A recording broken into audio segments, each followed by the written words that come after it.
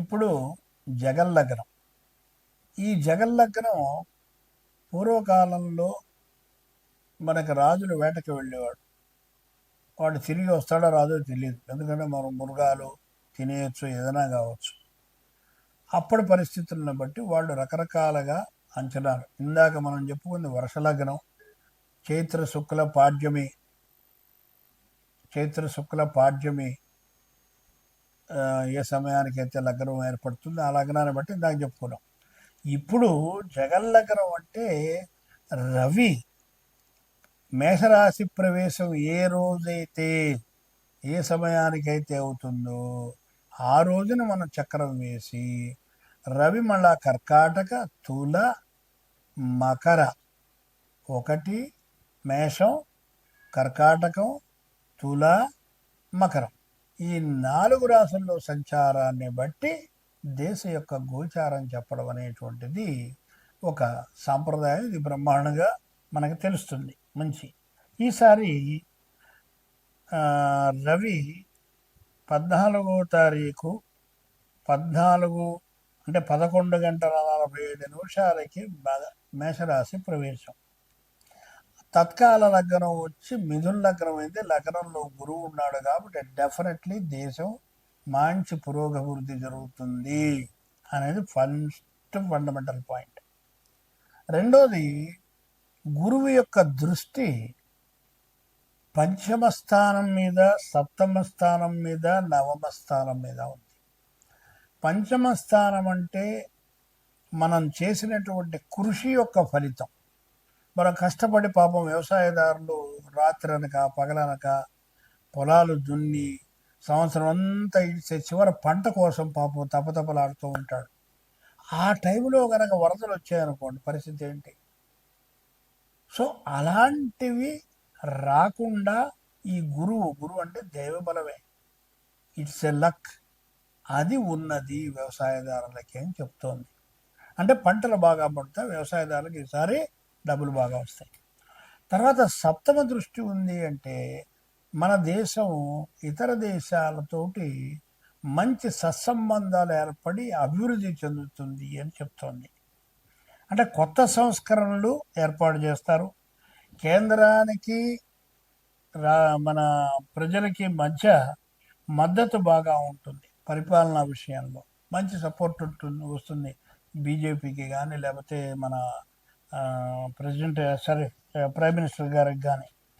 అయితే share market బాగా పొందుకుంటుంది. తర్వాత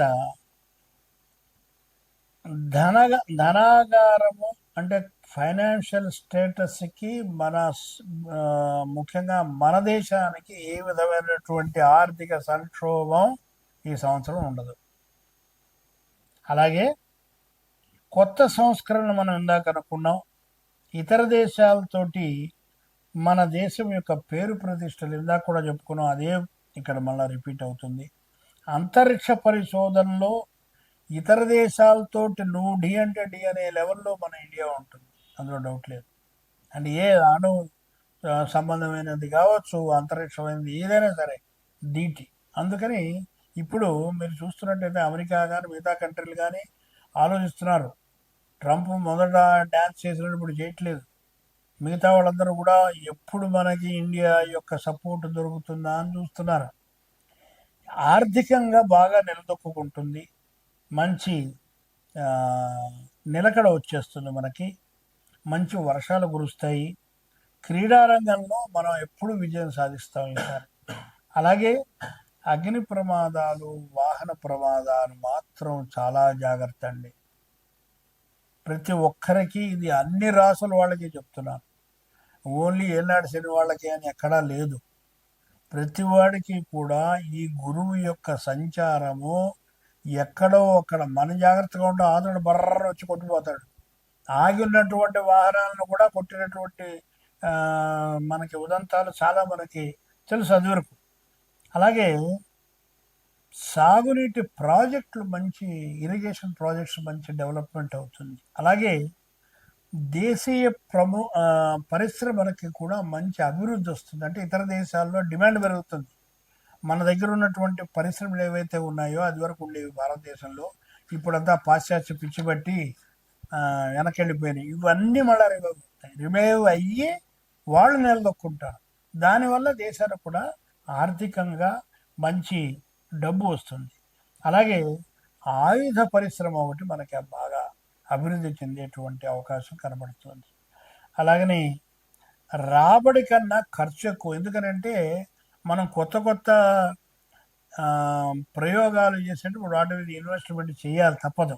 సో ఆ విధంగా తప్ప చెడుగా కాదు. అయితే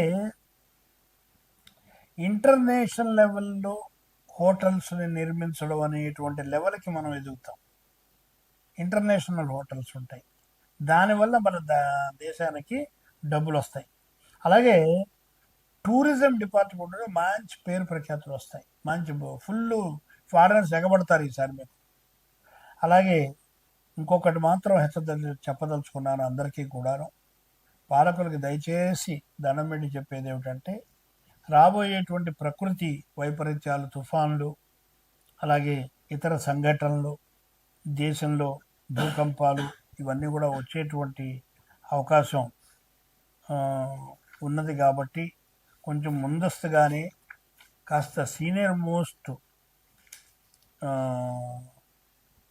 ఆస్ట్రాలజర్స్ ఎవరినైనా సరే గవర్నమెంట్ వాళ్ళని పిలిచి వాళ్ళతోటి సంప్రదించి మాట్లాడి వాళ్ళు ప్రణాళికలు చేసుకున్నట్టయితే ఎంతో ఉపయోగం ఉంటుంది.